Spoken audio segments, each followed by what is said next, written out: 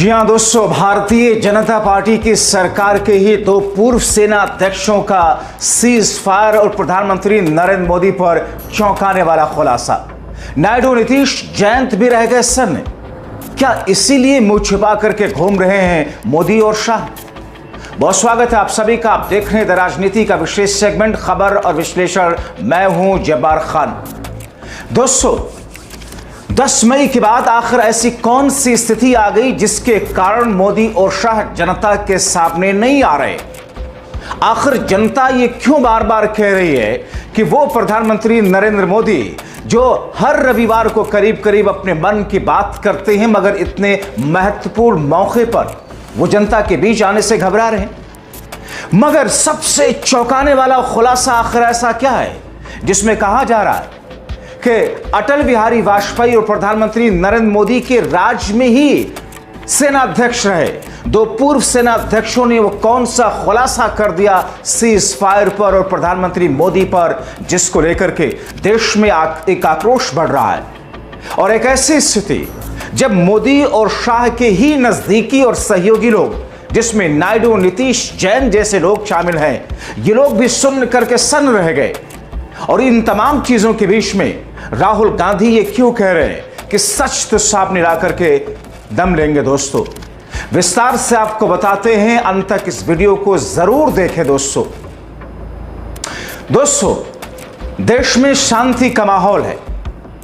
12 तारीख को, अब से थोड़ी देर के पहले ही, भारत में जिन 32 एयरपोर्ट्स को नोटिस जारी किया गया था या जिन पर एक तरीके से होल्ड जिन्हें किया गया था, उन्हें खोल दिया गया। उड़ानें सुचारू रूप से चलनी शुरू हो रही। मगर इस बीच में पूरा देश सन्न है कि आखिर वो पाकिस्तान जिसे भारत धूल चटा रहा था, आखिर वो आतंकिस्तान जिसके खिलाफ भारत ने संकल्प लिया था कि इस बार आर पार की लड़ाई होगी, मगर उस पाकिस्तान को सबक सिखाते सिखाते आखिर ऐसा क्या हो गया जिसकी बुनियाद पर भारत झुक गया?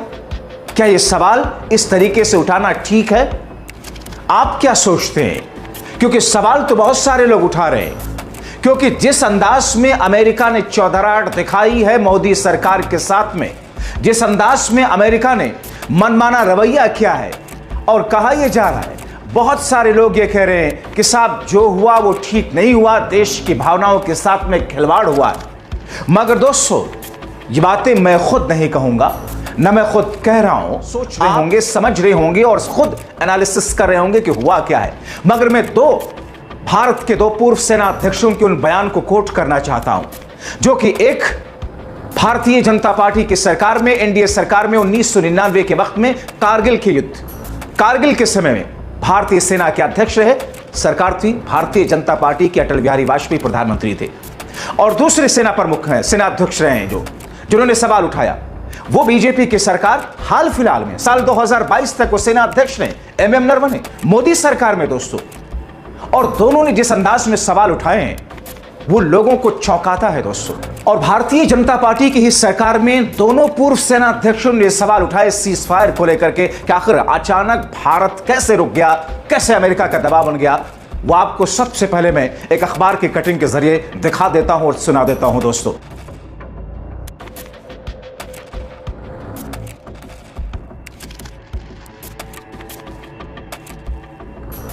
दोस्तों, जिस वक्त 5 बजे 10 मई को भारत और पाकिस्तान के बीच में युद्ध विराम की घोषणा 1408 में अमेरिका ने, डोनाल्ड ट्रंप ने की, अपने स्तर पर कर दी, पूरा देश सन्न रह गया।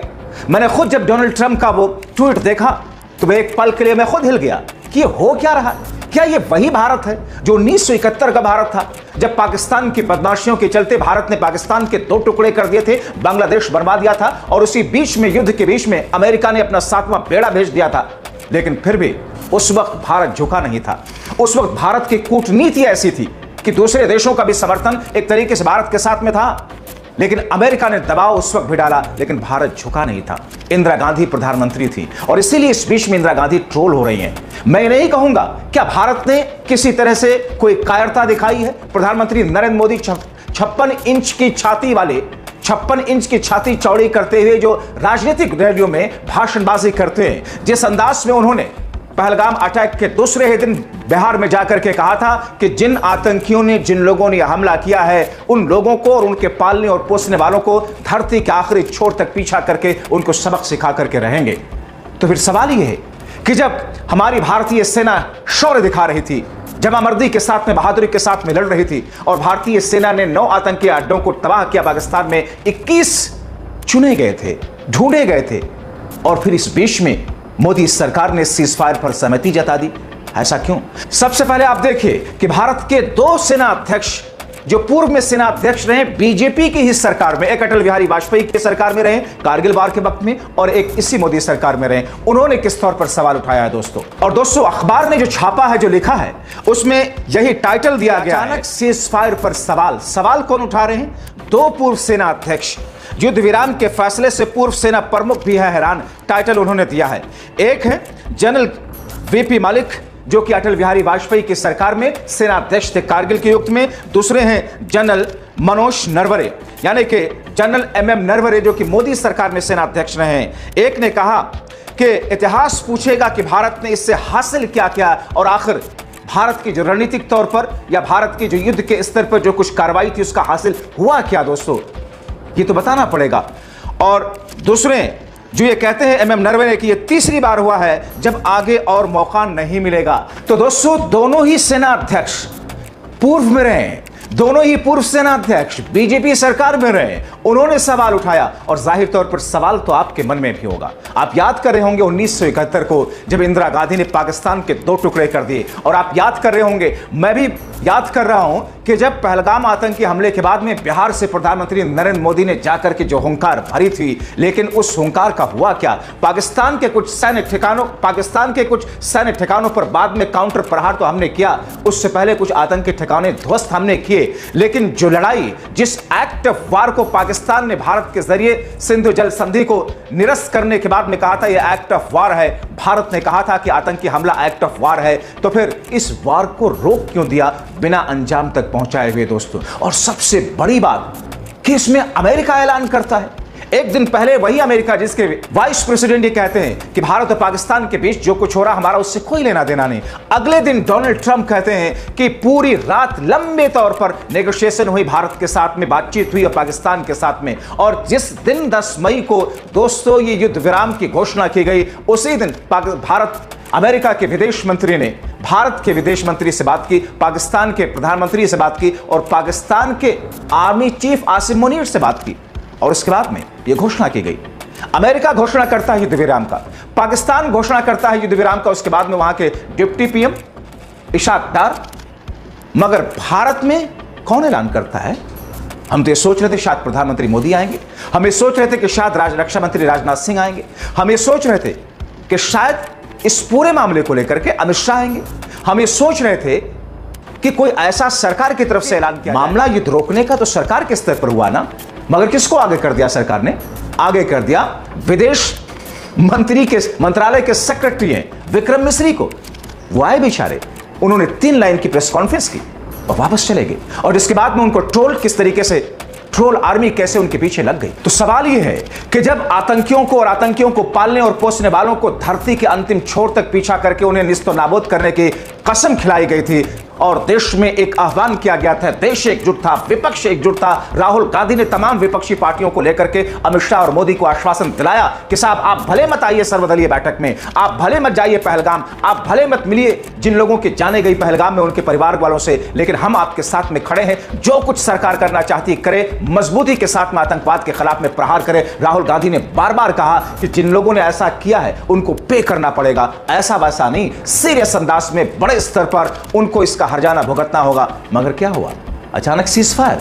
लेकिन खुलासा जिस अंदाज में पूर्व सेना अध्यक्ष कर रहे हैं कि साहब ये ठीक नहीं है, ये ठीक नहीं है, जो कुछ हुआ उस पर सवाल उठ रहे हैं, और ऐसे में देश की जनता सवाल कर रही है, मगर सवाल का जवाब देने के लिए न मोदी है, न शाह है, न राजनाथ सिंह है, न ही अजीत डोभाल है। कौन आते हैं? विदेश सेक्रेटरी विक्रम मिस्री को आगे किया जाता है। और अब तक दोस्तों 10 तारीख से लेकर के 12 तारीख हो गई, अभी तक सरकार की तरफ से कोई टिप्पणी नहीं आई, और यह उस कंडीशन में हुआ जब सीज फायर के युद्ध विराम के ऐलान के 2 घंटों के बाद ही 2.5 घंटों के बाद ही पाकिस्तान ने सीजफायर का उल्लंघन करना शुरू कर दिया, कई जगहों पर अटैक करने शुरू कर दिए।